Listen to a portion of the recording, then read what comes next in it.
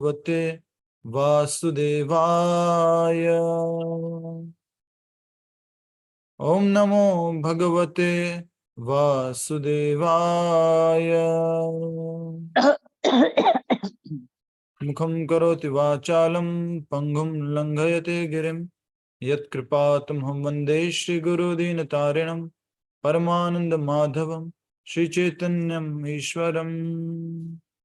नारायणं नमस्कृत्यं नरं चैव नरोत्तमं देवीं सरस्वतीं व्यासं ततो जयमुदीरयेत्।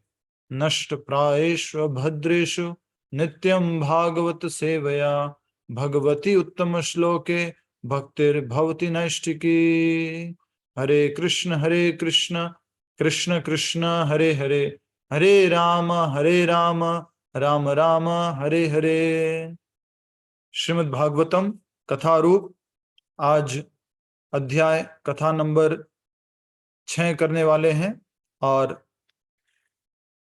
कल तक हमने देखा कि किस प्रकार से भगवान श्री कृष्ण चाहते थे कि युधिष्ठिर महाराज को सांत्वना देने का कार्य भीष्म पितामह द्वारा किया जाए। तो वो उनको लेकर के भीष्म पितामह के पास गए। भीष्म पितामह ने उनको उपदेश दिए, अलग अलग धर्म के बारे में सिखाया। और उसके बाद भीष्म पितामह अपनी स्वयं की प्रार्थना भगवान श्री कृष्ण के प्रति करने लगे। प्रार्थना के तत्पश्चात उन्होंने पूर्ण रूप से अपने संपूर्ण मन को, दृष्टि को, वाणी को भगवान श्री कृष्ण पर केंद्रित किया और अंततः वो शांत हो गए, उनकी श्वास थम गई।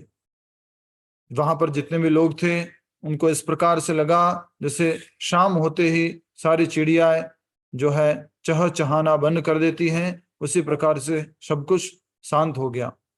मनुष्य गण, देवता गण, सब लोग अलग अलग प्रकार से भीष्म पितामह का गुणगान करने लगे।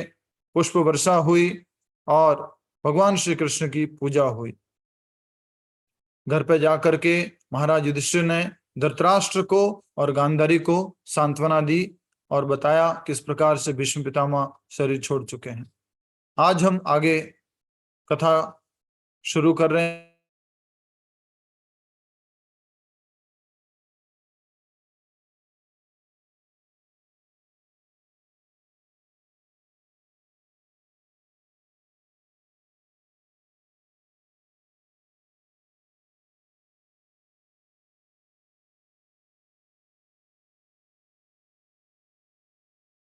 प्रभु जी म्यूट हो गया, नहीं आ रही है,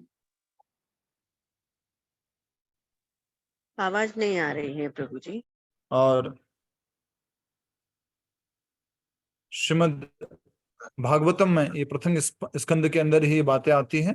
और भगवान श्री कृष्ण का हस्तिनापुर से प्रस्थान और द्वारका में आगमन, आज की कथा का नाम है भगवान श्री कृष्ण का हस्तिनापुर से प्रस्थान और द्वारका में आगमन, जो कि महाराज युधिष्ठिर महाराज की प्रार्थना से, कुंती महारानी के निवेदन से भगवान श्री कृष्ण जो रुके हुए थे, जो कि वो द्वारका जा रहे थे, तो दोनों ने प्रार्थना की थी कि भगवान आप कुछ समय और दीजिए, हमें कुछ समय और ठहरिए हमारे साथ। तो भगवान रुके हुए थे, उन्हीं की प्रार्थना को सुनते हुए भगवान रुके थे।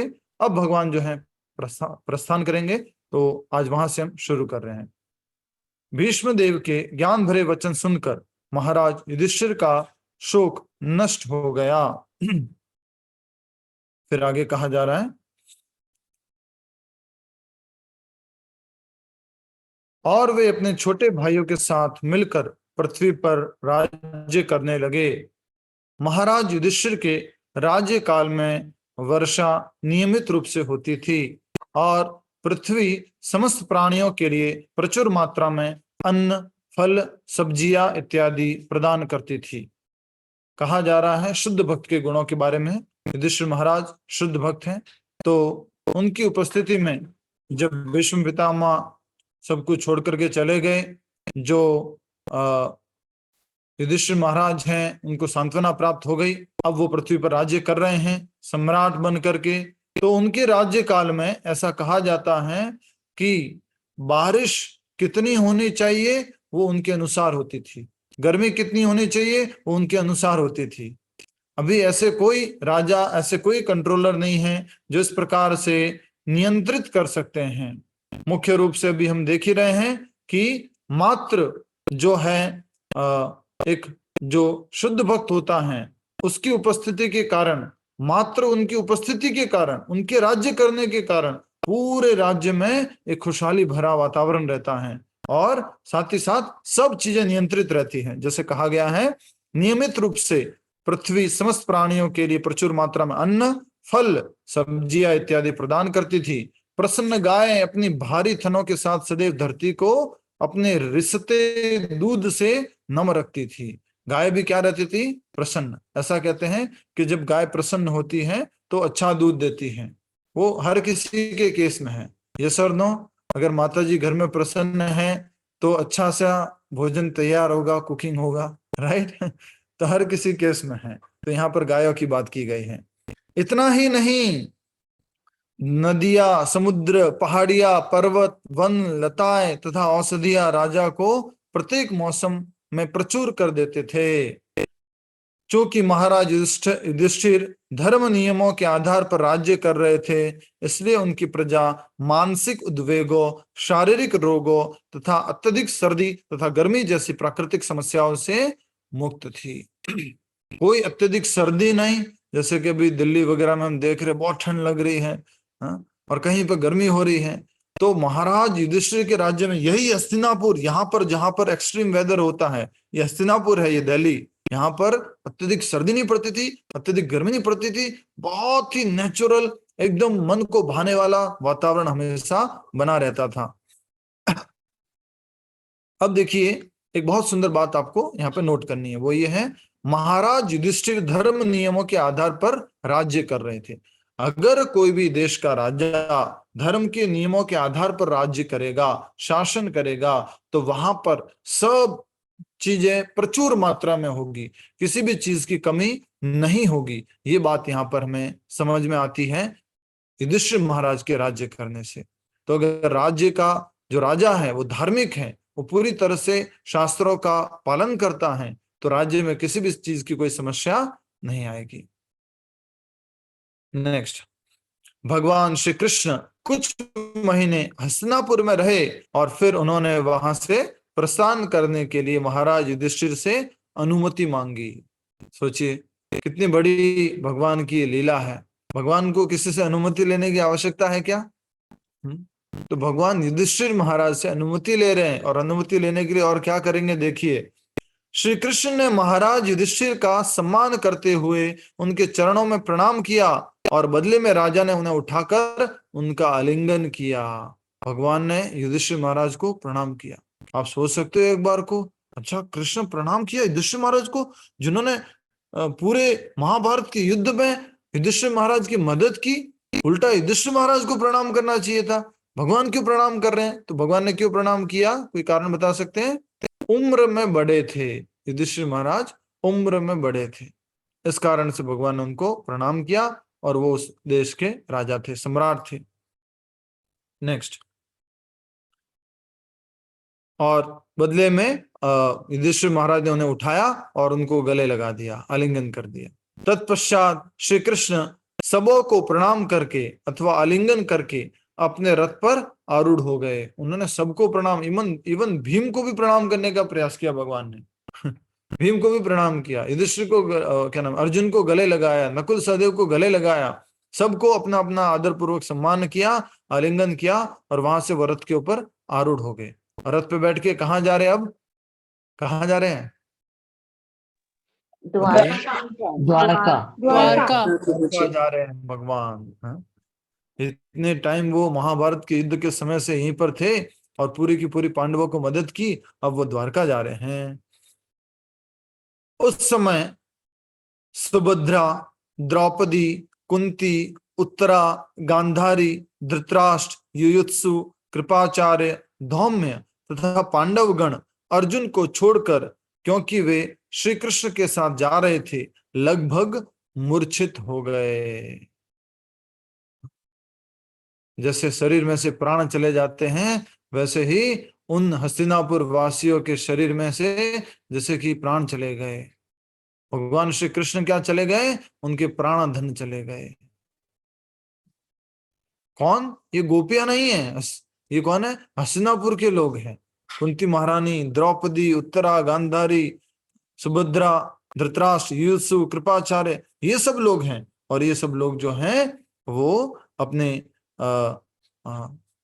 पीड़ा को, इसको कहते हैं, इसको कहेंगे विरह का प्रेम, विरह का प्रेम, विरह का जो है रोना। तो ये जो आप देख सकते हैं, पूरे विरह के कारण सारे द्रौपदी, कुंती, उत्तरा, गांधारी, कृपाचार्य, युधिष्ठिर बहुत दुखी हो गए, जैसे कि उनके प्राण ही चले गए।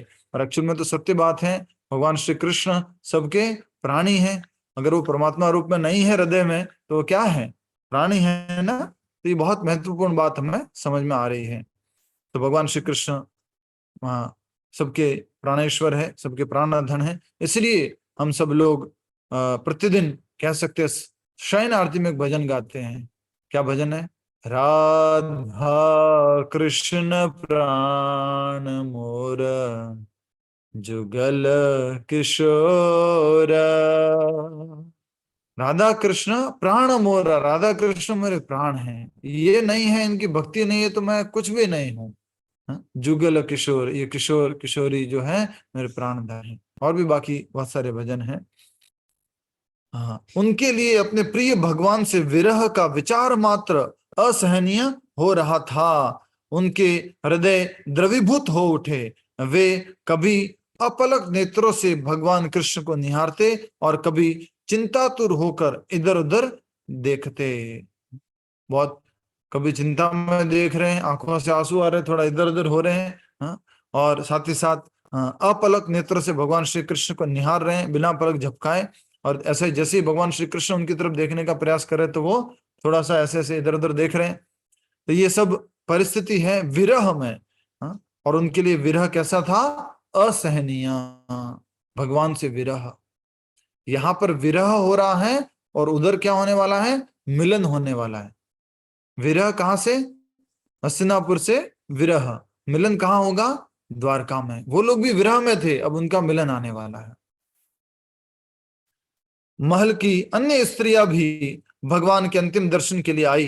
अत्यंत कठिनाई से उन्होंने अपने आंसुओं को नियंत्रित किया, क्योंकि वे जानती थी कि प्रस्थान के समय ऐसे आंसू अशुभ हो सकते हैं।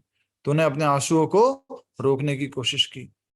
इनसे संबंधित कोई पिक्चर हो, फोटो डाउनलोड की हो तो कृपया करके डिस्प्ले कीजिएगा कि कैसे वो महल के ऊपर स्त्री आकर के भगवान को निहार रही है। भगवान जो है हस्तिनापुर छोड़ के द्वारका जा रहे हैं, उनकी पेंटिंग्स भी बनी हुई है। फिर कहा जा रहा है, लज्जा और स्नेहवश कुरुवंश की स्त्रियां अपने महलों की छतों से भगवान के ऊपर पुष्प वर्षा कर रही थी और साथ ही भगवान के सम्मान में विभिन्न प्रकार के नगाड़े, ढोल तथा अन्य वाद्य यंत्र बज रहे थे। एक प्रकार भगवान को जब विदा कर रहे हैं तो पुष्प वर्षा हो रही है, अलग अलग प्रकार के वाद्य यंत्र बज रहे हैं। हाँ, हमारे में से कोई भी सहन नहीं कर पाएगा कि भगवान हमें छोड़ के चले जाए। भगवान का विरह कोई नहीं देख पाएगा। साथ में कौन जा रहे थे? अर्जुन जा रहे थे। देखिए आगे क्या लिखा हुआ है। अर्जुन ने भगवान के ऊपर एक रत्न जड़ित छत्र थामा हुआ था। देख सकते हैं इस पेंटिंग के अंदर, ऊपर एक जो है छतरी पकड़ी हुई है भगवान के ऊपर। फिर जबकि उद्धव और सात्यकी उन्हें पंखा जल रहे थे। एक तरफ उद्धव है, एक तरफ सात्यकी है। ब्राह्मण मंगलाचरण गा रहे थे। बहुत सारे ब्राह्मण अलग अलग प्रकार के मंत्रोच्चारण कर रहे थे। और महल की छत पर जमा स्त्रियां परस्पर में द्वारका में श्री कृष्ण की रानियों तथा वृंदावन की गोपियों के परम सौभाग्य की चर्चा कर रही थी। क्या सौभाग्य है उनका कि भगवान उनको पति रूप में प्राप्त हुए हैं। क्या वो गोपियां परम सौभाग्यशाली है जिनके साथ भगवान श्री कृष्ण ने रास नृत्य किया। भगवान की दिव्य लीलाओं की ऐसी चर्चा वेदों के मंत्रोच्चार से कहीं अधिक आकर्षक होती हैं। भगवान श्री कृष्ण ने मंद मुस्कुराते हुए उन स्त्रियों की ओर देखा और उनके भक्ति भाव को स्वीकार किया। तत्पश्चात वे नगर से बाहर चले गए। भगवान ने उन स्त्रियों की तरफ भी देखा, उनको भी सम्मान किया, उनको भी रिकॉग्नाइज किया और फिर वो उनके भक्ति भाव प्रेम को स्वीकार करके भगवान धीरे धीरे नगर से अपने रथ के ऊपर बैठ करके बाहर चले गए। आगे बढ़ेंगे। डिस्प्ले बंद कीजिए। महाराज युधिष्ठिर ने श्री कृष्ण के साथ जाने के लिए सेना की एक छोटी टुकड़ी भेजी और स्नेहवश अपने भाइयों के साथ कुछ दूरी तक उनके साथ चले। तो युधिष्ठिर महाराज, नकुल, सहदेव, भीम, ये सब भगवान के साथ साथ कुछ देरी तक चले। और युधिष्ठिर महाराज ने क्या भेजी साथ में भगवान के? एक सेना की टुकड़ी। सोचिए कितना आदर सत्कार सम्मान कर रहे थे युधिष्ठिर महाराज भगवान को, और साथ में उनके सेना की टुकड़ी भेजी, भाई वगैरह सब लोग उनके साथ लंबे थोड़ा आगे दूरी तक साथ में चले। अंततः श्री कृष्ण ने पांडवों से घर लौट जाने का आग्रह किया और तब वहां से वे द्वारका जाने वाले मार्ग पर आगे बढ़े। आप सबके जीवन में ऐसा कुछ न कुछ सीन तो आया होगा, जब आप या आपका कोई परिवार संबंधी जा रहा होगा, या आप जा रहे होंगे, आप शादी होकर के अपनी गाड़ी में बैठ रहे होंगे, लेकिन पीछे पिताजी या कुछ, या इस तरह से आपकी कोई बेटी या कुछ, तो आपने कुछ न कुछ इस प्रकार से देखा होगा। तो सेम बात यहाँ पर हो रही है, और अंत में जो व्यक्ति जा रहा होता है वही कहता है कृपया करके अब आप घर लौट जाइए, अपने राज्य में लौट जाइए। और तब वहां से द्वारका जाने वाले मार्ग पर आगे बढ़े। भगवान श्री कृष्ण कुरु जंगल, पांचाल, सूरसेना, ब्रह्मावर्त, कुरुक्षेत्र, मत्स्या, सारस्वता और मरुस्थलों से गुजरे। प्रत्येक संध्या में वे अपनी यात्रा को विश्राम देते, जिससे वे सूर्यास्त के समय की जाने वाली पूजा इत्यादि कर सके। भगवान भी प्रतिदिन क्या कर रहे थे? द्वारका में पूजा कर रहे थे। सुबह लगभग मंगला आरती के समय उठ जाते थे। कौन?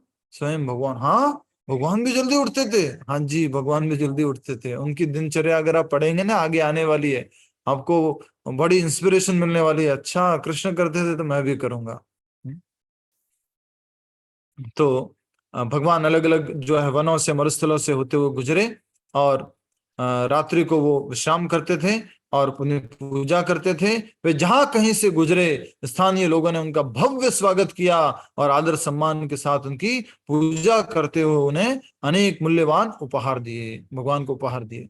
भगवान के लिए उपहार किसी भी काम के होते हैं क्या? भगवान को कुछ उपहार मदद करेंगे?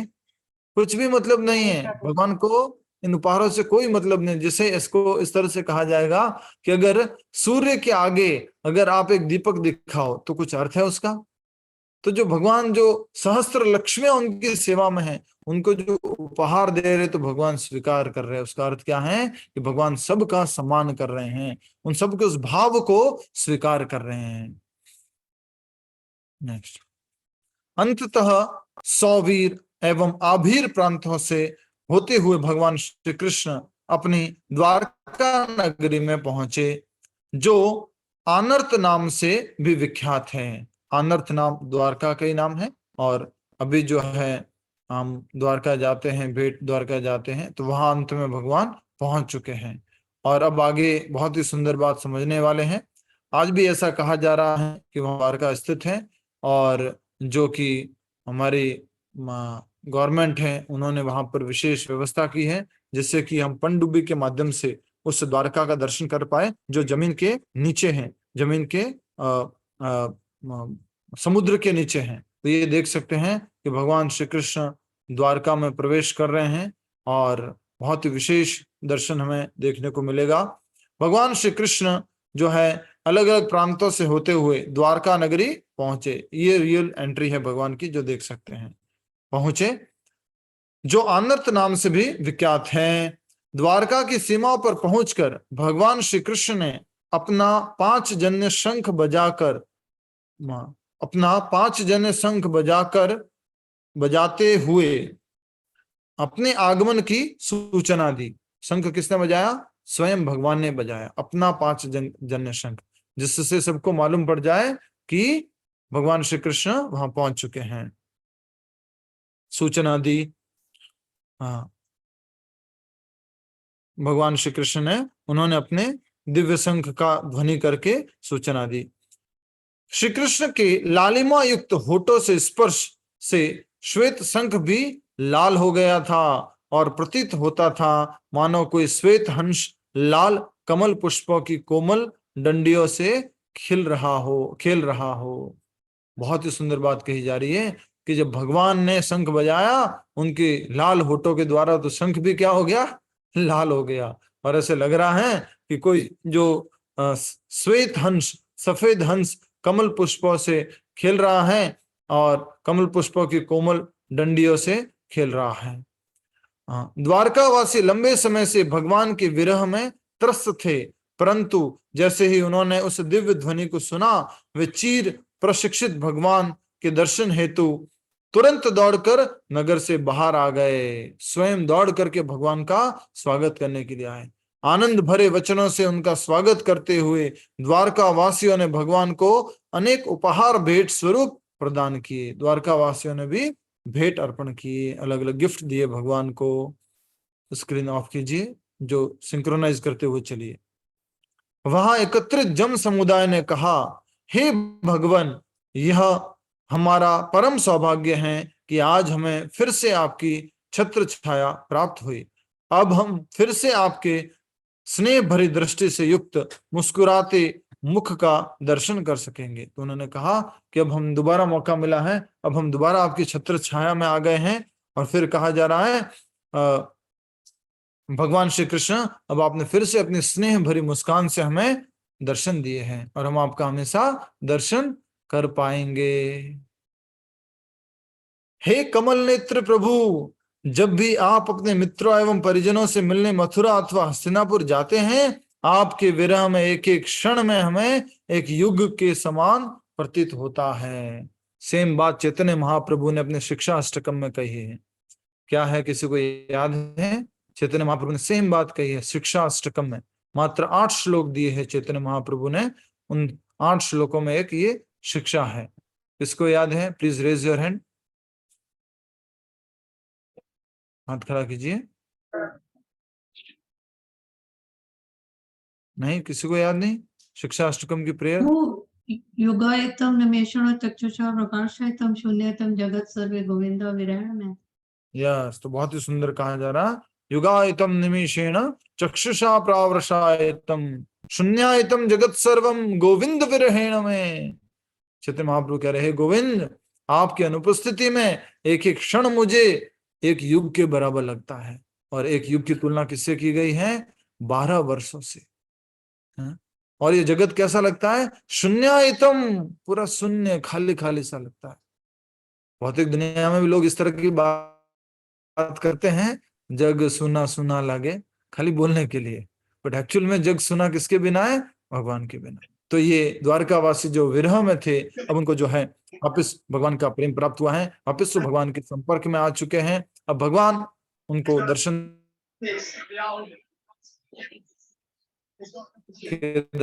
दिव्य रूप से भगवान की इस लीला का वर्णन किया है। हे कमल नेत्र प्रभु, जब भी आप अपने मित्रों एवं परिजनों से मिलने मथुरा एवं हस्तिनापुर जाते हैं, आपके विरह में एक एक क्षण हमें एक युग के समान प्रतीत होता है। लगभग एक युग कितना हो गया बोलो? 12 वर्ष। इसलिए हनुमान चालीसा में युग शब्द अर्था है। क्या है वो? जो चौपाई आती है जिसमें कैलकुलेट करते हैं कि इतना गुना होकर के सूर्य की दूरी इतनी है। याद करो, युग सहस्त्र योजन पर भानु। युग सहस्त्र योजन पर भानु। युग सहस्र योजन पर भानु दिल्ली होता है मधुर फल। मधुर फल जान करके उन्होंने वो सूर्य को अपने मुंह में ले लिया। बट वो कितना दूर था? युग सहस्त्र, 1000 युग, इतना दूर था। अर्थात 1000 युग 12 से गुणा करेंगे सहस्त्र का, तो इस प्रकार से वो डिस्टेंस बताई गई। और डिस्टेंस आजकल के जो साइंटिस्ट कहते हैं लगभग उतनी आती है। हाँ, उस समय आपको न देख पाने के कारण हमारे ये नेत्र व्यर्थ हो जाते हैं। हे नाथ, यदि आप सदैव बाहर ही रहेंगे तो फिर हम किस प्रकार अपना जीवन धारण कर पाएंगे? ये जीवन हमारा कैसा चलेगा?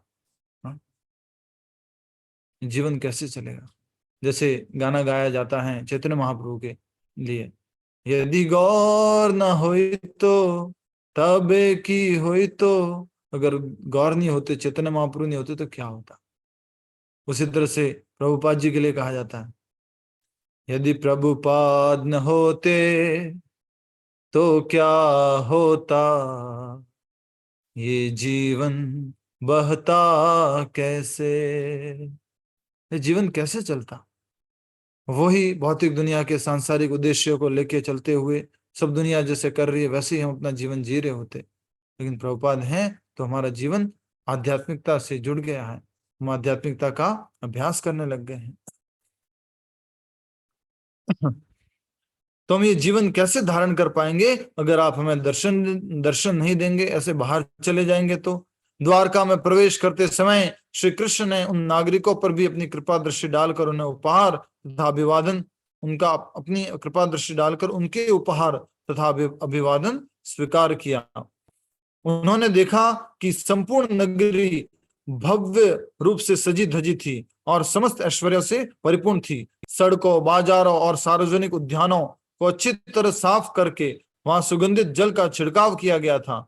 नगर का प्रमुख द्वार तथा मार्गों पर बने अन्य द्वार एवं मेहराबे केले के तनों, फूलों की मालाओं, आम के पत्तों तथा रंग बिरंगी पताकाओं से सजी थी। सोचो उस समय पर ये सब होता था, केले के तना लगाते थे, उनके पत्ते लगते थे और फूल मालाएं लगती थी, आम के पत्ते लगते थे, रंग बिरंगी पताकाएं सजती थी। पताकाएं समझ रहे हैं? स्कूल में अगर आपने रंग बिरंगी पताका यूज की होगी तो कागज की नहीं आती थी, किसने उपयोग की थी स्कूल के समय बचपन में? पताका एक ट्रायंगल्स जो त्रिभुजाकार, लगते थे। हाँ त्रिभुजाकार पताका है। और ऐसा याद आ रहा है मुझे तो कभी कभी गोंद नहीं होता था तो आटे से चिपकाते थे उस डंडी के ऊपर। तो इस तरह से पताकाओं से सजा है। सोचो अगर अभी भगवान श्री राम आ रहे हैं 22 तारीख को तो कैसे उनका स्वागत होना चाहिए। पूरा नगर साफ होना चाहिए, सुगंधित जल का छिड़काव होना चाहिए और उद्यान वगैरह एकदम सुंदर होने चाहिए, सड़कें बाजार एकदम क्लीन होनी चाहिए, पताकाओं से, फूल मालाओं से, मेहरबों से, केलों के तनों से सबको जो है सजा देना चाहिए। प्रत्येक घर के द्वार पर दही, फल, गन्ने, धूप, दीपक तथा जल से भरे मटकों जैसी मंगल वस्तुएं रखी थी और फल, फूल तथा अक्षत बीजों की भूमि पर यहाँ वहां बिखराया गया था। तो इतना दिव्य रूप से भगवान का स्वागत किया जा रहा है द्वारका के अंदर। हस्तिनापुर से निकले, द्वारका पहुंचे भगवान। श्री कृष्ण के आगमन का समाचार सुनकर वसुदेव, अक्रूर, उग्रसेन, बलराम जी, प्रद्युम्न एवं श्री कृष्ण के अन्य पुत्र प्रसन्न हो उठे। वे अपने सारे कार्यों को छोड़कर तत्क्षण उनसे मिलने के लिए दौड़े। कौन कौन दौड़े भगवान के बारे में सुन करके? बलराम जी, उद्धव जी, उग्रसेन जी, अक्रूर जी, वसुदेव जी, प्रद्युम्न और भगवान के अन्य सारे पुत्र तत्क्षण वहां को उस अपने अपने कार्य को छोड़कर भगवान के दर्शन लाभ लेने के लिए गए।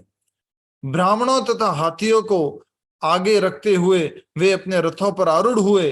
बिगुलों तथा अन्य वाद्य यंत्रों के साथ वैदिक मंत्रों का मिश्रित स्वर अत्यंत मधुर प्रतीत हो रहा था।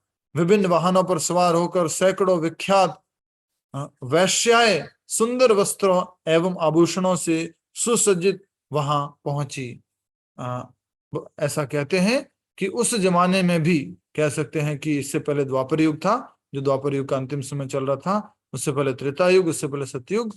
कुछ इस प्रकार से राजा के द्वारा व्यवस्था होती थी जहां कुछ इस प्रकार की स्त्रियों को आश्रय दिया जाता था और जो भोग दृष्टि के पुरुष हैं वो इस प्रकार उनके पास जाया करते थे। तो सैकड़ों विख्यात वैश्याएं सुंदर वस्त्रों एवं आभूषणों से सुसज्जित वहां पहुंची। वे सब भी भगवान के दर्शन के लिए उत्कंठित थी। इन सब के साथ वहां अनेक नट, गायक, नर्तक तथा विद्वान वक्ता भी थे जो श्री कृष्ण की प्रसन्नता के लिए उनके सम्मुख अपनी प्रतिभाओं का प्रदर्शन करना चाहते थे। जैसे ही भगवान आ रहे, चलते जा रहे हैं, कोई अलग अलग वाद्य यंत्र बजा रहे हैं, कोई नृत्य कर रहे हैं, कोई अपनी प्रतिभाओं को दिखा रहा है। वास्तव में द्वारका का प्रत्येक नागरिक भगवान का स्वागत करने के लिए वहां उपस्थित था और भगवान ने भी बदले में सबको यथोचित आदर सम्मान किया। जिसको जो जो उपहार देना था, जिसको जो कुछ गिफ्ट देना था, भगवान ने सबको गिफ्ट वगैरह दिया, सबको सम्मान किया और सबके स्वागत को भगवान ने स्वीकार किया। चाहे वो वैश्या हो, चाहे वो सामान्य नागरिक हो, सबके स्वागत को भगवान ने स्वीकार किया। आगे बढ़ेंगे। भगवान ने प्रत्येक व्यक्ति के स्तर अनुसार व्यवहार किया। किसी के समक्ष सिर झुकाकर, किसी से बातें करके, किसी का आलिंगन करके, किसी से हाथ मिलाकर, किसी को केवल देख एवं मुस्कुराकर और किसी को आश्वासन एवं आशीर्वाद देकर। तो हर किसी के साथ भगवान ने अपना कुछ न कुछ रेसिप्रोकेशन, व्यवहार मतलब समझते हैं, कुछ रेसिप्रोकेट होना, कुछ आपने कुछ इशारा किया है, बात करने की कोशिश की तो वो आपको रेस्पॉन्ड कर रहे हैं। कई बार हम सोचते हैं हम बड़े हैं, और मान लीजिए हम किसी बड़ी सोसाइटी में रहते हैं, कुछ बड़े हैं, कोई ड्राइवर करता है नमस्ते मैडम, नमस्ते सर, कुछ रेस्पॉन्स ही नहीं देते हम, कुछ ध्यान ही नहीं देते हम। भगवान ने ऐसा नहीं किया, हर किसी के साथ विनिमय किया, हर किसी के साथ व्यवहार किया। अगर आपको कोई बोलता है हरे कृष्णा, आप भी हरे कृष्णा बोलिए, चाहे वो छोटा हो बड़ा हो, चाहे वो अमीर हो गरीब हो, कैसा भी हो, सबको हमें रेस्पॉन्ड करना चाहिए। कई बार मैंने मंदिर में देखा है, कोई प्रभु जी लोग हैं या कुछ सीनियर जो रेगुलर आने वाले, संडे आने वाले लोग हैं, तो कोई मान लीजिए उनको ड्राइवर वगैरह करता है, हरे कृष्णा, हाँ हरे बोल, ठीक है हरे कृष्णा। सबको सम्मान करना है तो उचित, सबको सम्मान देना चाहिए। तो भगवान श्री कृष्ण ने सबका सम्मान किया, सबको अलग अलग प्रकार से उनके स्तर के अनुसार, किसी को आलिंगन किया, किसी को हाथ मिलाया, किसी को देख करके मुस्कुरा करके और आश्वासन और आशीर्वाद प्रदान किया। जब श्री कृष्ण अपने वरिष्ठ परिजनों तथा ब्राह्मणों के साथ मार्ग से गुजर रहे थे तो स्त्रियां अपने महलों की छतों से उन्हें देखने लगी। अब स्त्रियां तो बाहर आई नहीं थी, तो वो कहाँ चली गई? छत के ऊपर। और छत के ऊपर से अभी कहाँ की बात चल रही है? द्वारका का ये पैसेज चल रहा है, गैलरी चल रही है, अभी तो द्वारका की गली है ये, तो वहां पर तो स्त्रियां अपने महल की छतों से उन्हें देखने लगी। उनके लिए तो मानो यह एक बड़ा महोत्सव था। यद्यपि द्वारका वासी प्रतिदिन समस्त सौंदर्य के आगार भगवान श्री कृष्ण को देखते थे, परंतु फिर भी वे कभी संतुष्ट नहीं हुए। भगवान की इतनी सुंदरता है, इतनी सुंदरता है कि कभी ये नहीं लगा कि बस बस बस और तो ठीक है, अब दिख जाएंगे तो ठीक है, नहीं दिखेंगे तो ठीक है। भगवान की सुंदरता को हर समय देखते थे ये द्वारकावासी। फिर भी जब कुछ समय बाद भगवान वापस आए तो उनसे बहुत आकृष्ट हुए, उनको बहुत संतुष्टि प्राप्त हुई, और भगवान के सौंदर्य के कारण वो जो है अपने आप को धन्य समझने लगे कि हमें इतने परम सौंदर्य वाले भगवान श्री कृष्ण के दर्शन हो रहे हैं। मार्ग से गुजरते हुए श्री कृष्ण के सिर के ऊपर एक छत्र उन्हें तेज धूप से बचा रहा था। एक छतरी थी, दोनों ओर से भक्त मोर पंखों से के बने पंखे से उन्हें हवा कर रहे थे तथा सड़कें पूरी तरह फूलों से सजी थी। सुंदर पीतांबर वस्त्रों में भगवान जैसे ऐसे प्रतीत होते थे मानो कोई काला बादल एक साथ सूर्य चंद्रमा बिजली तथा इंद्रधनुष से घिरा हो। काला बादल सबसे घिरा हो ऐसा दिख रहा है। सूर्य चंद्रमा बिजली इंद्रधनुष सबसे एक साथ गिरा है एक काला बादल। तो भगवान श्री कृष्ण जो है ऐसे प्रतीत हो रहे हैं कि दोनों ओर से मोरपंख हो रहे हैं, सर के ऊपर छतरी है, बहुत सुंदर हवा चल रही है और सारी सड़कें फूलों से सजी हुई है, और सुंदर पीतांबर वस्त्रों को भगवान ने धारण किया है। पीतांबर, पीतांबर समझते हैं? पीतांबर क्या होता है? रीनल पटेल माता जी, पीतांबर, रीनल पटेल नहीं, पीले रंग का वस्त्र, पीले रंग का वस्त्र प्रभु जी। पीले रंग का वस्त्र, बहुत बढ़िया। क्या होता है? भगवान जो है पीले रंग का ये वस्त्र धारण किया हुआ था। नेक्स्ट देखिए, बहुत सुंदर बात कही जा रही है। हाँ, सुंदर पीतांबर वस्त्रों में भगवान ऐसे प्रतीत होते थे मानो कोई काला बादल एक साथ सूर्य चंद्रमा बिजली तथा इंद्रधनुष से घिरा हो। जैसे ही श्री कृष्ण ने अपने पिता के महल में प्रवेश किया, देवकी सहित उनके अन्य माताओं ने उन्हें गले से लगा लिया। तो कैसे स्वागत करना चाहिए भगवान का, सब कुछ बहुत दिव्य रूप से बताया गया।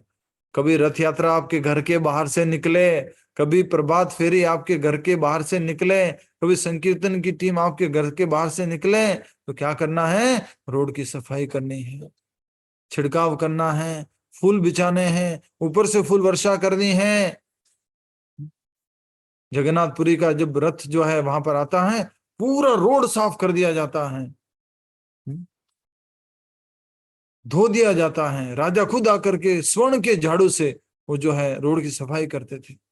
उसी प्रकार हमें भी रंगोली बना करके, फूल आदि अर्पण करके, फूल से वर्षा करके भगवान को स्वागत करना चाहिए। नेक्स्ट,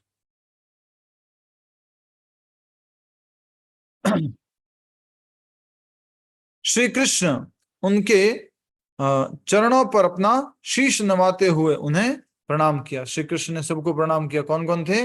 माता देवकी, उनके सहित अन्य माताएं, उन सबको प्रणाम किया।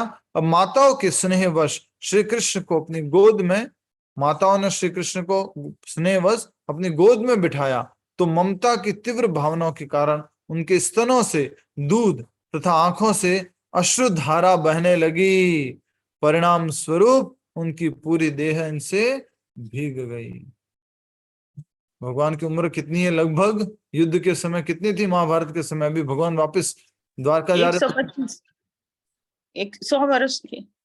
लगभग 111। 89 था ना? 100 हाँ, 89। 89 कह रहे हैं कुछ लोग। द्वारका गए थे तब उम्र लगभग भगवान की इतनी होगी, 111 के आसपास होगी, या 89 जो आप बोल रहे हो। 89 तो नहीं है, 89 से ज्यादा है, 83 के। 125। हाँ, 1.25 तो माता जी भगवान ने अपनी लीला की थी, समाप्त की थी, तब तक भगवान थे। तो लगभग कह सकते 111 वर्ष के थे। और भगवान को कहाँ बिठा था मैया ने? सबको अपने, दीनदयाल प्रभु कुछ कह रहे हैं। प्रभु जी 86 ईयर थी उनकी उम्र उस समय, महाभारत के युद्ध में। ये द्वारका, हाँ जी हाँ, महाभारत के युद्ध में। तो वापस द्वारका गए थे तो आप कह रहे 86 ईयर्स थे। ठीक है, तो हो सकता है 86 ईयर्स हो। सबसे रिक्वेस्ट करता हूँ माइक का ध्यान रखें, कृपया करके माइक का ध्यान कर रखें, अनम्यूट ना हो जाए बीच में से। ठीक है। तो देवकी माता जी भी कहाँ पर थी? यशोदा मैया वहां पर नहीं थी। राजू जी माइक बंद रखिए प्लीज। यशोदा मैया वहां पर नहीं थी। वहां पर कौन थी? देवकी मैया। यशोदा मैया तो कहाँ रह गई? वृंदावन में, नंदगांव में। नंद बाबा कहाँ है? वहीं पर है। वो इंतजार कर रहे हैं कि ठाकुर वापस आएंगे। बोल के तो गए थे मथुरा जा रहे हैं, अभी द्वारका भी पहुंच गए, अभी तक वापस आए नहीं। तो हमेशा याद रखना, नंद बाबा, यशोदा मैया, ये सब लोग नंदगांव में ही हैं। और जो उनके रियल माता पिता थे, देवकी मैया और वसुदेव जी, वो द्वारका में थे। तो माताओं ने स्नेहवश श्री कृष्ण को अपनी गोद में बिठाया, तो ममता की तीव्र भावनाओं के कारण उनके स्तनों से दूध तथा आंखों से अश्रुधारा बहने लगी। परिणाम स्वरूप उनकी पूरा देह इनसे भीग गई। पानी से और दूध से भगवान की देह पूरी भीग गई। भाव में एकदम करुणावश, क्या कह सकते हैं, प्रेमवश उनके अश्रु निकल पड़े माताओं के। वहां से निकलकर श्री कृष्ण अपने महलों में आए। विरह के लंबे समय के पश्चात अपने स्वामी को देखकर सब रानियां हर्षोल्लास से भर गई। भगवान की ये मानवीय लीला है, एकदम वैसे ही लगेगी जैसे हमारे हमारे हमारे कार्य होते हैं, लेकिन ये दिव्य कार्य हैं, उनको नॉर्मल कंपेयर मत करना। भगवान क्या कहते गीता में? जन्म कर्म च मे दिव्यम एवं यो वेति तत्वतः त्यक्त्वा देहं पुनर्जन्म नैति मामेति स अर्जुन। भगवान का हर एक कार्य दिव्य। हमें लग सकता है तो हमारे जैसा ही कुछ लग रहा है। पति बहुत समय बाद घर लौटे तो पत्नियों ने इस प्रकार से स्वागत किया। हाँ, फिर पत्नियों की बात आ रही है कि रानियां हर्षोल्लास से भर उठी। अब तक मानो वे ध्यानावस्था में बैठी थी, और अब अचानक श्री कृष्ण को देखकर लज्जाते हुए उन्होंने अपनी हथेलियों से अपने चेहरों को ढक लिया। जैसे ही कृष्ण आए तो उनको लज्जा आ गई, शर्म आ गई, और उन्होंने अपने चेहरे को हथेलियों से ढक लिया। अच्छा, इशारा करो, अगर भगवान कृष्ण आपके पास आते हैं, आप कैसे लज्जा के माध्यम हमारे अपने हथेलियों से चेहरे को ढकोगे? कैसे ढकोगे? कोई इशारा ही नहीं कर रहा आप में से, दो माता जी कर रहे हैं बस। ठीक है भाई, कोई बात नहीं, माता जी को शर्म आ रही होगी, हम ही कर देते हैं। ऐसे वो भगवान से ना ऐसे डर ऐसे कर रहे थे, थोड़ा देख रहे फिर डर ऐसे ऐसे लज्जा पूर्वक। हाँ, तो ये दिव्य लीला हो रही है और यहाँ पर रानियां जो है अपने चेहरों को ढक रही हैं। अपने नेत्रों के कानों से श्री कृष्ण को देखते हुए सब रानियों ने सर्वप्रथम श्री कृष्ण का अपने हृदयों की गहराइयों से कसकर आलिंगन किया। कि पहले कैसे आलिंगन किया? मात्र देख करके ही, मन ही मन, एकदम अंदर ही, मन से ही उन्होंने कसकर आलिंगन किया। फिर अपने नेत्रों से उनका आलिंगन किया और अंत में अपने पुत्रों को श्री कृष्ण के पास भेजकर उनके माध्यम से आलिंगन किया। अभी तक छुआ नहीं है भगवान को। समझ रहे हैं ना? वो जो फैंटेसी दिखाते कभी कभी कुछ एडवर्टाइजमेंट में या कभी कुछ सीरियल में, मूवी में दिखाते हैं ना कि अभी कुछ पास में आई ही थी, इतने में तो उसको सपने आने लग जाते हैं कि हाँ मैंने पकड़ लिया है, अभी हम घूमने चले गए हैं। तो वैसे ही रानियों ने दर्शन मात्र से, दर्शन करके ही भगवान को आलिंगन किया, उनकी आवाज सुन करके ही उनसे आलिंगन कर दिया। और फिर कर नहीं पा रही है, रुका नहीं जा रहा, तो क्या किया? किसको भेज दिया? सब रानियों ने अपने अपने बेटों को भेज दिया, जाओ जाओ पापा आ गए, पिताजी आ गए। तो भगवान श्री कृष्ण के पास भेजे और जैसे ही कृष्ण ने उन बच्चों को आलिंगन किया तो रानियों को क्या लगा कि हमें आलिंगन किया है भगवान ने। यद्यपि रानियों ने अपनी भावनाओं को रोकने का भरसक प्रयत्न किए, परंतु इतने लंबे समय बाद वे अपने स्वामी के दर्शन करके वे अपने आंसुओं को बहने से रोक न पाई। माताओं जो है, माताएं, उनकी आंखों से अश्रुधारा आ रही है, रानियों की आंखों से अश्रुधारा आ रही है, सब पूरी तरह से जो है कह सकते हैं भाव विभोर हो चुके हैं भगवान के आगमन पर। अंतिम पैराग्राफ में, वे सरल हृदया स्त्रियां श्री कृष्ण को अपना प्रेमी एवं पति मानती थी और चूंकि श्री कृष्ण कभी भी उन्हें छोड़कर नहीं जाते थे, उन्हें लगता था मानो वे उनकी मुट्ठी में हैं। ये पुरानी रीतें हैं सारी जो आ रही है, अभी भी माताएं लोग उपयोग करती हैं। अरे प्रभु जी चिंता मत करो, मंदिर ले आऊंगे उनको तो मैं। माता जी प्लीज उनको भी ले आइए, कहा अपने प्रभु जी को, अपने हस्बैंड को। अरे उनकी चिंता मत करो, वो मेरे मुट्ठी में है, मैं जिधर बोलती उधर चलते हैं। right? तो इस प्रकार से यहाँ पर रानियां ऐसा सोच रही है कि भगवान मेरी मुट्ठी में है, और वो छोड़ के चले गए थे, उन्होंने सोचा नहीं था कभी छोड़ के जाएंगे। परंतु वास्तव में वे श्री कृष्ण की अगाध महिमाओं से अनभिज्ञ थी। यद्यपि उनकी मंत्र मुग्ध करती मुस्कानें और कामुक दृष्टि कामदेव को भी मात देने की शक्ति रखती थी, वे कभी भी श्री कृष्ण की इंद्रियों को झकझोर नहीं पाई। कहने का अर्थ है रानियां इतनी सुंदर थी, आकर्षक थी, उन्होंने अपनी कह सकते हैं इच्छा को भी जताने की कोशिश की, काम दृष्टि से भी भगवान के ऊपर देखा, लेकिन भगवान तो क्या थे? जितेंद्रिय, इंद्रियों पर विजय प्राप्त किए हुए थे। तो इसलिए कह रहे हैं कि वे श्री कृष्ण की इंद्रियों को झकझोर नहीं पाई, उनको कुछ भी विचलित नहीं कर पाए भगवान श्री कृष्ण को। भगवान पूरी तरह उनसे निरासक्त थे, आसक्त नहीं थे। यही भगवान की भगवत्ता है। भौतिक प्रकृति के गुणों के निकट संपर्क में रहते हुए भी वे उनसे अप्रभावित रहते थे। अगर भौतिक जगत में है, लेकिन भौतिक जगत का कोई गुण उनको प्रभाव नहीं कर सकता, कोई स्त्री पुरुष आदि उनको कोई प्रभाव नहीं कर सकते। हाँ, इसी प्रकार जो भगवान का आश्रय लेते हैं वे भी भौतिक प्रकृति के गुणों से प्रभावित नहीं होते। कोई भी भौतिक प्रकृति के गुण उनको प्रभु जी। हाँ, भगवान। और अब आती है भक्त की बात। जो इसी प्रकार जो भक्त भगवान का आश्रय लेते हैं वे भौतिक प्रकृति के गुणों से कभी प्रभावित नहीं होते। तो ये बात कहाँ पर लिखी है? भगवत गीता में। भगवान ने क्या बोला 7वें अध्याय के 14वें श्लोक में? कौन बता सकता है श्लोक? 7वें अध्याय का 14वां श्लोक। यस, 7वें अध्याय का देवी ऐशा गुणमयी। यस, देवी है ऐशा गुणमयी मम माया दुर्त्या माम एव प्रपद्यन्ते माया में ताम तरन्ति। भगवान कह रहे हैं कि देवी है ऐसा गुणमयी, ये गुणमयी जो देवी है, ये शक्ति है, माया जो है मेरी शक्ति है। मम माया, मेरी माया दुर्त्या, इसको पार कर पाना बहुत कठिन है। तो क्या करना पड़ेगा? मामेविये प्रपद्यन्ते, मेरी शरण आना होगा, मुझे समर्पण करना होगा।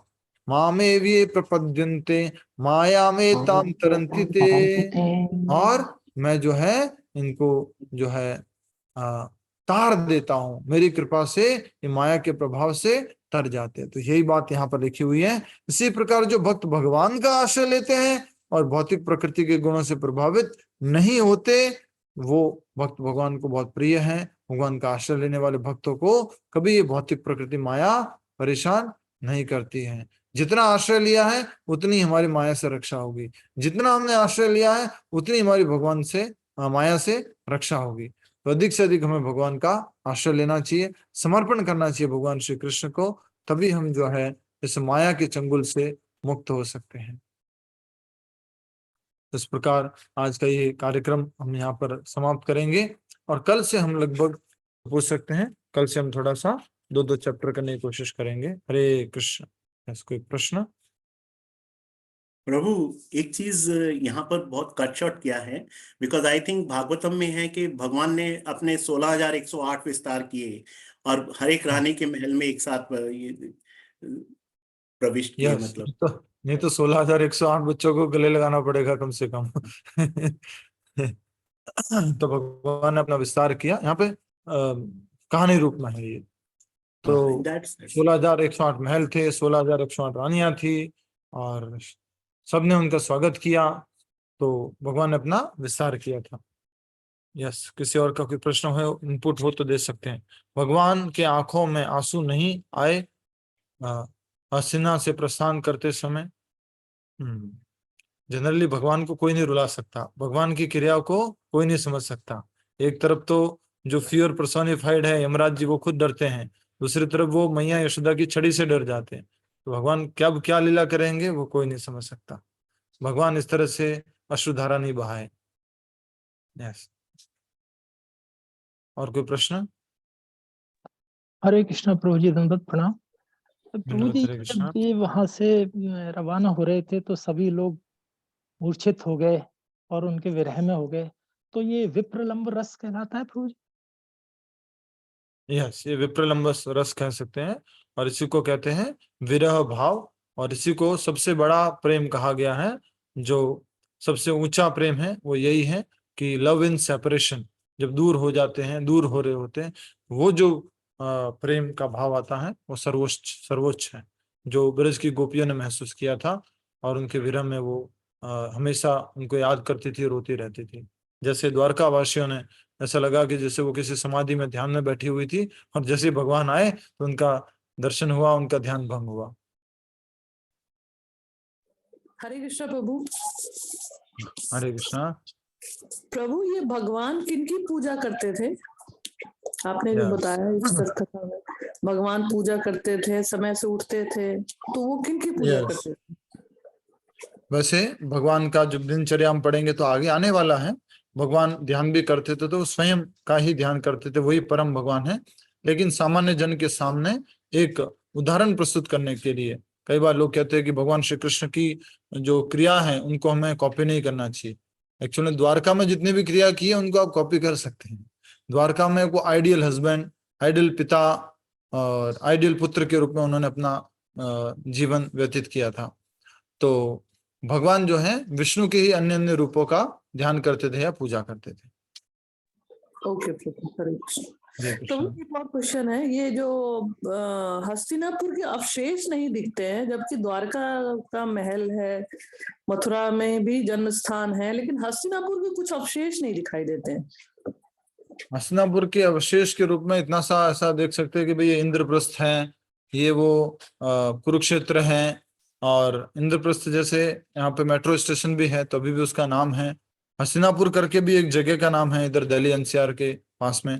तो ये सब ऐसे स्थान पुराने समय से अभी भी मौजूद हैं। गुरु द्रोणाचार्य का स्थान, तो गुरुग्राम, ये सब स्थान अभी हैं और वो अवशेष के रूप में ही हमारे सामने हैं। बाकी उसका एक और मुख्य कारण है कि भगवान ने द्वारका को जो है समुद्र के अंदर निमग्न कर दिया था, तो वो समुद्र के अंदर चली गई थी। इस कारण से अभी भी कुछ अवशेष हमें प्राप्त होते हैं, और अभी कुछ गवर्नमेंट के द्वारा फैसिलिटी बनाई जा रही है। आप पनडुब्बी के माध्यम से आप नीचे जा पाओगे और भगवान के उस द्वारका महल के कुछ दर्शन कर पाओगे। ओके प्रभु, हरे कृष्ण। हरे कृष्ण। धन्यवाद प्रभु। धन्यवाद माधव। प्रभु जी, ये वेद व्यास जी ने श्रीमद् भागवत की रचना करी है, तो अमर कथा शिव जी को किसने सुनाई थी?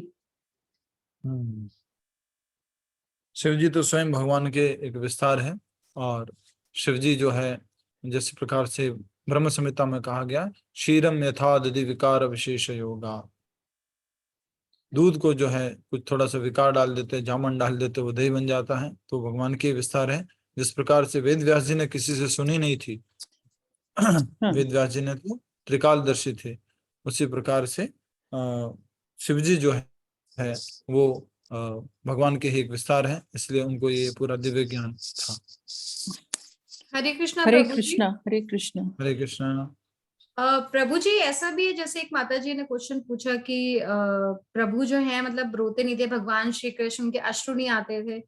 तो एक जैसे है कि जब उद्धव भैया, जब जैसे उद्धव जी जो थे वो उनके निराकार रूप की पूजा करते थे, तो जब वो बता रहे थे कि जो क्या कहते राधा माता निराकार और रूप उनकी की पूजा नहीं गोपियां, करते थे ऐसा नहीं है।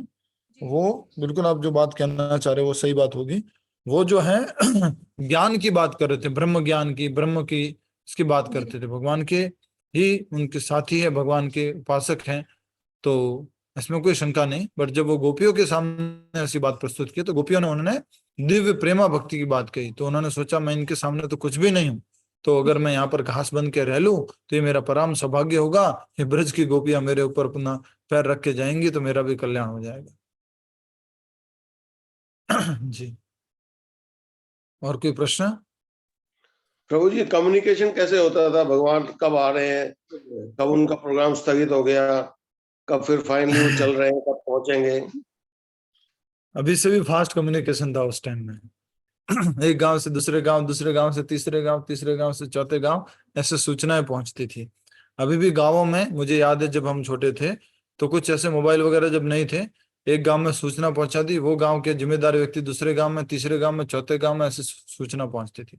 सारे गांवों में जाते रहते थे, हर गांव में उनका कोई प्रतिनिधि होता था, वो आगे इन सूचनाओं को संदेश वाहक, जैसे अभी डाकिया होता है ना, वैसे ऐसे वो श्रवण करके जाता था, दूसरी जगह सुनाता था।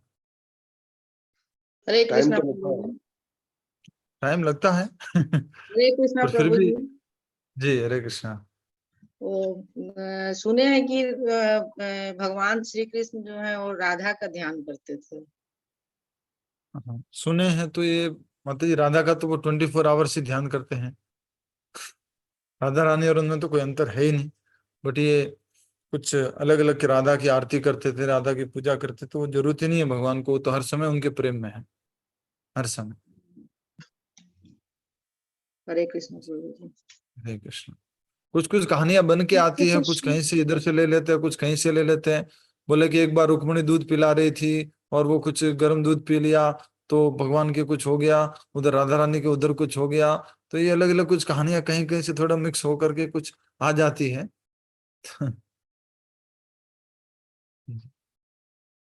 जहां हरे तक कृष्णा भगवान का। प्रभु जी। प्रभु हाँ जी, जी, हरे यशोदा कृष्ण। माँ और नंद महाराज कभी द्वारका आए थे? कोई नहीं, प्रश्न? जहां तक मुझे कुछ याद है कि यशोदा मैया और नंद बाबा द्वारका नहीं गए। राधा जी तो आए थे ना? नहीं, ब्रजवासी नहीं गए उधर। सीरियल में भगवान दिखाया जब था बस। कुरुक्षेत्र प्रभु आए जी, थे, मैंने सुना है कि जैसे भगवान जब श्री कुरुक्षेत्र आए कृष्ण थे जी तो का जो है, सर जब दुख रहा था तो कोई भी रानी या फिर कोई भी रेडी नहीं था उनको अपना मतलब चरण का रच देने के लिए, तो राधा जी आई थी। नहीं माता जी, नारद मुनि जो है उनको सेवा दी गई थी, ये सेवा। तो ब्रज की गोपियों ने कहा था कि आपको कितनी धूल चाहिए नारद मुनि, आप लेके जाओ। राधा रानी वहां नहीं आई। हाँ, ये कुछ मैं वही बोल रहा हूँ ना, कहानी कहाँ से घूम के कैसे किसके साथ जुड़ करके आ जाती है मालूम नहीं पड़ता। व्हाट्सएप में भी बहुत सारी कहानियां जुड़ जाती है। हरे कृष्णा प्रभु जी। जी, प्रभु जी, जो गुजरात में द्वारिका है वो और जो मतलब वहां समुद्र में नीचे डूब गई है, दोनों अलग अलग हैं क्या? दोनों ही तो गुजरात में ही है। नहीं तो वो जो पानी में डूब गई है प्रभु जी, वो कौन सी द्वारिका है? उसको बोलते हैं भेंट द्वारिका, वो भगवान का घर था। और अभी जो द्वारिका बाहर जो गोमती नदी के किनारे पर बसा हुआ है, उसको भगवान का राज्य, क्या कह सकते हैं उसको, सभागार था, जहाँ पर भगवान राजा के रूप में बैठते थे और अपनी वो क्या बोलते हैं उसको, अपना राज्य लगाते थे, और लोग आकर के अपनी जो भी बात है वो सब उनसे करते थे। अच्छा। अच्छा प्रभु जी, जैसे हम श्री कृष्ण भगवान का जन्म का उद्देश्य क्या था? जैसे बताते हैं वो लीला कंस को मारने आए थे, और क्या-क्या कार्य करने आए थे यहाँ पर धरती पर? जो उनके प्योर डिवोटी से शुद्ध भक्त हैं, उनको वापस लेने के लिए आए थे। ओके। ये उत्तर बताएंगे। तीसरा प्रश्न यही था कि भगवान देवकी के गर्भ से क्यों प्रकट हुए, तो उसके रूप में ये उत्तर है। बाकी गीता में तो भगवान ने बताया ही है कि मैं जो है परित्राणाय साधुनाम विनाशाय च दुष्कृताम, जो दुष्कृति है उनका विनाश करने के लिए, और जो साधुगण है उनको रक्षा करने के लिए। वो हमेशा एक गांव से दूसरे गांव, फिर मथुरा, फिर इस तरीके से वो भ्रमण ही करते रहे, और मतलब उनके भ्रमण किए बहुत माता जी, सारे 3 ही जगह तो थे, कहाँ ज्यादा भ्रमण किया। मथुरा, माता जी वृंदावन यूपी और साइड में ही थे हस्तिनापुर, और कहीं। उसके बाद में बस द्वारका। और कहाँ भ्रमण किया भगवान? बरसाना भी गए थे फिर वो। बरसाना गए थे, आपको मालूम है? हाँ प्रभु जी, वो जो सीरियल दिखाते हैं उसमें तो दिखाते हैं वो बरसाना गए थे राधा जी से मिलने, फिर सीरियल ही वापस देख लो आए। ना, फिर सीरियल ही देख लो, उसमें सब जानकारी मिल जाएगी। प्रभु जी इसीलिए तो बस कंफर्म ऐसा कर रहे हैं नहीं है, आपसे कि वो पहले इस सच पूरे जो में। है बरसाना को, नंदगांव को, अभी जो वृंदावन है उसको, उस पूरे क्षेत्र को पहले वृंदावन ही कहते थे। हाँ? ऐसे अगर अच्छा। देखा जाए तो अभी जो वृंदावन है वहां तो भगवान कभी रुके ही नहीं थे, वहां तो भगवान का कोई घर है ही नहीं, भगवान का घर तो नंदगांव में हाँ। है। तो पहले पूरे क्षेत्र हम्म। को वृंदावन कहते थे। और जो अभी जो वृंदावन है, आदि जो अलग अलग वन है, यहाँ पर भगवान अपने दिव्य लीलाएं करने के लिए आते थे। जी प्रभु जी। हरे हरे कृष्ण कृष्ण। जी राजू जी बताइए। दंडवत प्रणाम प्रभु जी। मुझे जब हम भगवान को मानने लगते हैं कि भगवान ही सर्वश्रेष्ठ है और उसके अलावा कोई है ही नहीं, और उसको ही मन में और हर जगह पे देखते हैं, तो सवाल बनता है, सवाल तो बनता ही नहीं, तो क्वेश्चन कोई बनता है? नहीं बनता, बिल्कुल ठीक कह रहे हैं आप। है ना? तो वो क्योंकि वो है ही भगवान, जब देखो है ही लीला भगवान की, तो सवाल बनता ही नहीं है बिल्कुल ठीक ये बात, तो। बिल्कुल ठीक बात, बिल्कुल बहुत अच्छा, ये उच्च दृष्टि है आपकी, और ऐसे भक्तों की ऐसी आपसे दृष्टि मिलिए आनी प्रभु, चाहिए इसमें। आपसे हरे मिलिए प्रभु। कृष्णा। नहीं नहीं नहीं, हम तो अभी मिले आपसे। हरे कृष्णा, जय प्रभुपाद। ठीक है, किसी और का कोई प्रश्न? नहीं तो समाप्त करते हैं यहीं पर। हरे कृष्णा प्रभु जी। हरे कृष्णा। हाँ, ये क्लास कब से चालू हुई? मैंने अभी 3 दिन से ज्वाइन किया, मुझे लिंक मिली तो। माता जी 2 तारीख से शुरू किया है, सारी 2 तारीख रिकॉर्डिंग से। यूट्यूब पर है, और ग्रुप में भी प्रभु जी सारे मुझे ऑडियोज किताब अवेलेबल है। चाहिए, तो कैसे मिलेगी मुझे? व्हाट्सएप में जो ग्रुप का लिंक आया है उसमें नीचे एक नंबर दिया हुआ है, उस नंबर पे संपर्क कर लीजिए। नहीं तो आप जिस शहर में